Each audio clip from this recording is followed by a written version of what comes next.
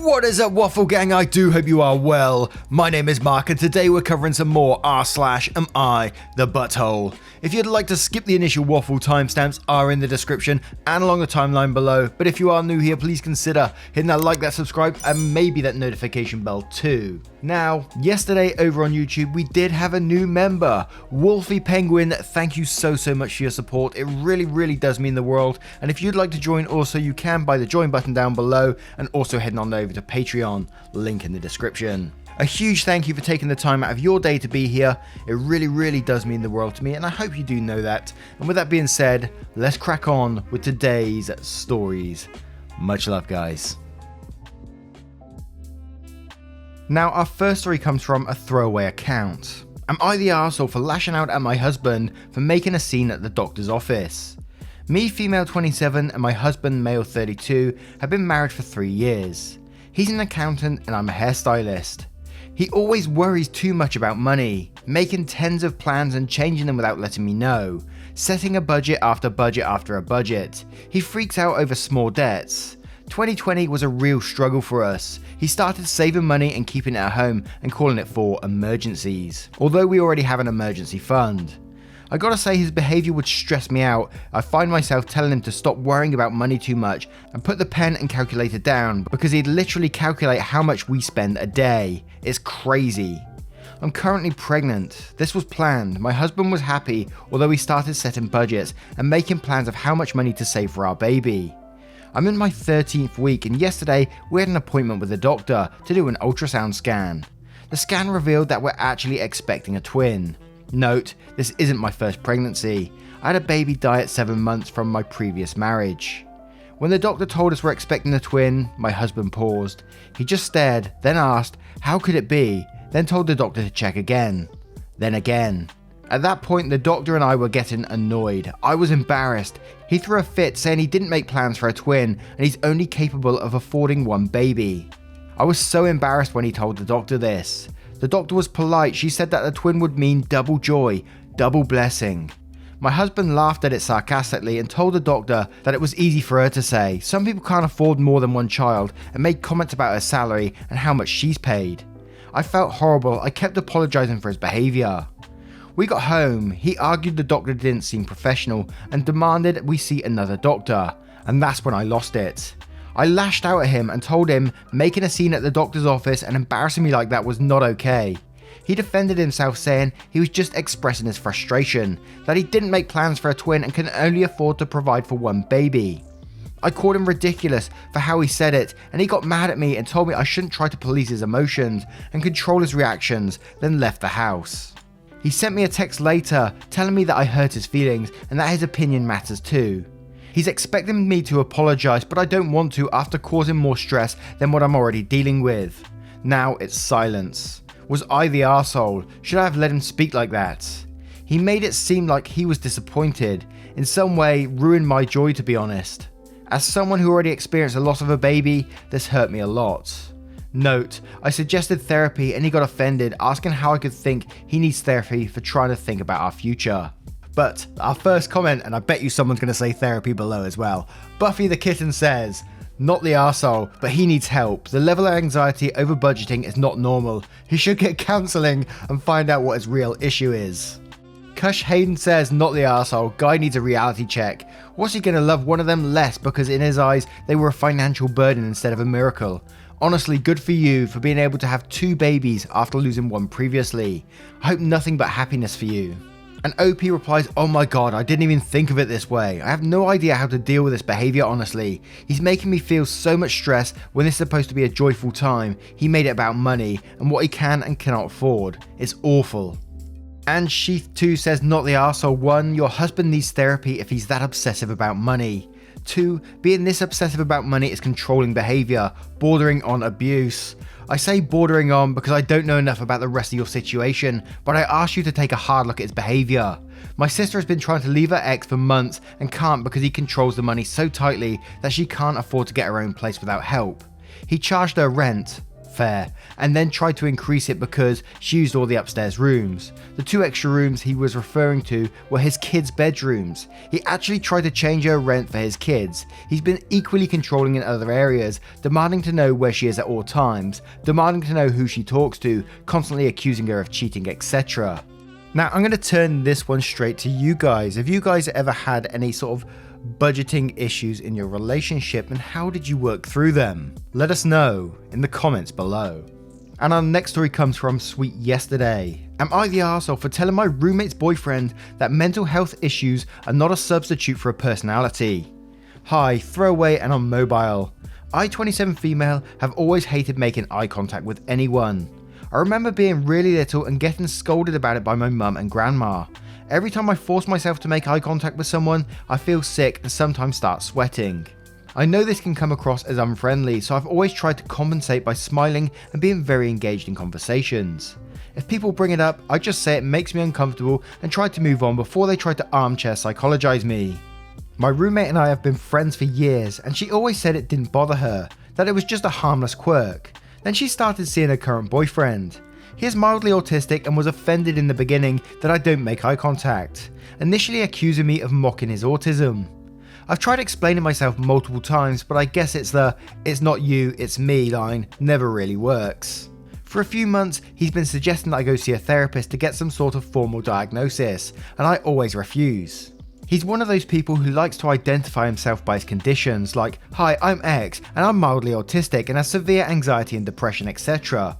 Often all he wants to talk about are his various mental health issues, and it offends him that I have this quirk and I am uninterested in getting therapy about it. Lately, he's been dragging my roommate into this campaign, and so a couple of days ago, when he was saying for the umpteenth time that my eye contact issue probably stems from some sort of unlabeled neurodivergence, I told him mental health problems aren't a substitute for an actual personality, and the only person bothered by it is you. Both he and Rumi say I'm the arsehole, but in my opinion, not every abnormal behaviour has to be catalogued, so I think what I said is justified. You know, I was with OP all the way through until that actual line that the questions about saying mental health problems aren't a substitute for an actual personality. I think that was just, you know, it was an unnecessary thing to say in the end. It's not something you needed to say to get it across. There was another way of doing it, just saying that I really don't want to talk about this. Please just drop it. I don't need therapy or anything like that. And it was, it brought me flashbacks of a story I had the other day. I'm not sure if this links well or not. But you know the story I said about the fence and the neighbour looking over the fence, and I was talking about all my internalized thoughts and stuff like that. And oh god, man, the amount of emails and private messages I received after that, and comments too, telling me I need therapy. I was just like, please guys, don't fucking Reddit me. I don't need it. I'm not saying I don't need therapy, I probably do, but I'm not going to get it because I feel I'm happy in myself, you know. Just leave me alone, I'm happy guys. The guy that talks to me in my head, he's a pretty cool dude.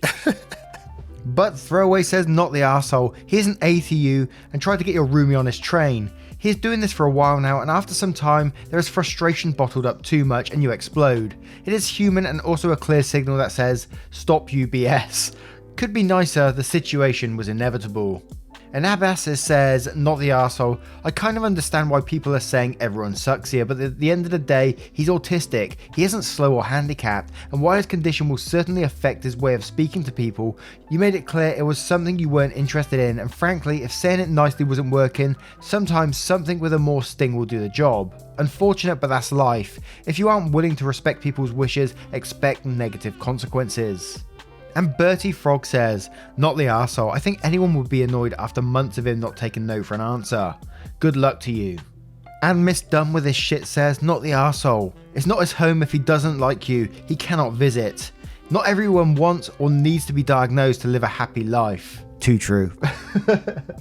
And Ratkin says, I'm having a hard time judging this one. He definitely sucks for harping on and trying to nag you into doing what you don't want to do. That's not okay, but saying, in quotes, mental health problems aren't a substitute for an actual personality, then says, was really cruel and unnecessary, and also a little dismissive.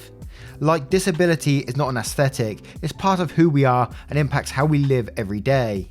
Recognising that isn't some attention-seeking ploy, but a really important step in self-acceptance and self-love. Being able to tell others in my life about my disability and struggles is not making it my personality, but rather is a conscious rejection of the embarrassment and shame I felt about my disability for years. So everyone sucks here. Also, not to pry, but can I ask you why you don't want therapy? I find eye contact a little uncomfortable too, but what you describe sounds like a very visceral and unpleasant reaction. To which OP replies, I don't want therapy because I'm happy with my life. I don't want to waste money trying to fix something that doesn't bother me.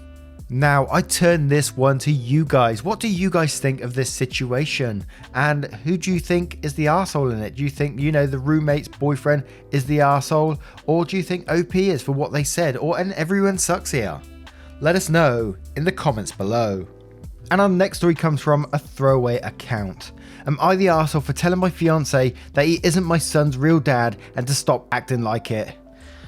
Oh God, it's one of those ones. You just know from the title. You know from the title what's going to happen here. Anyway, hi 31 female, think I said something bad, but at the same time I stand by it. So, at the age of 17, I got into a relationship with a boy who was in my class. I broke up with him after 4 years because he was battling a drug addiction.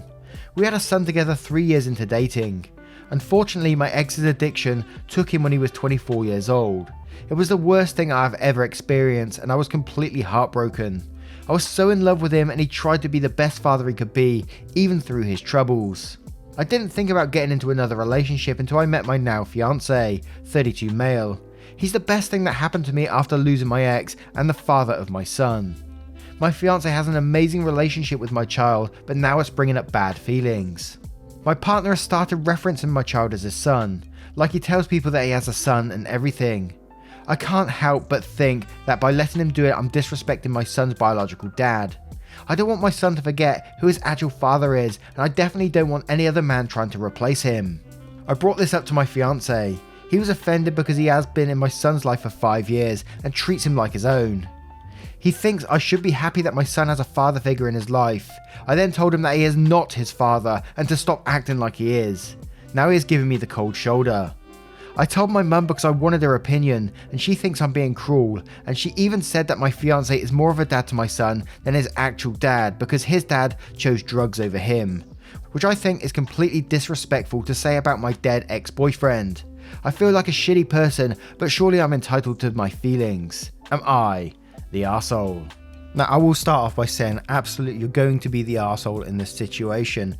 And this is going to sound horrible, and I don't mean to disrespect anyone who's battling drug addictions or any kind of addictions really, but he did choose the drugs over his son in the end. The mother was right. And then this man stepped up and took that fatherly role. I don't think in his head he's not trying to take over his memory or anything like that. He just loves this boy so much and wants to be the father to him. And it sounds like he was doing a great job. So I can't believe you're trying to take that away from him. As we know from many of these stories, being a parental figure isn't just about blood. It's about being there and looking after them and help raise them. And that's exactly what this man is doing. So don't take that away from him. When the reality of the situation that this boy is going to grow up and not even know who his biological father was anyway.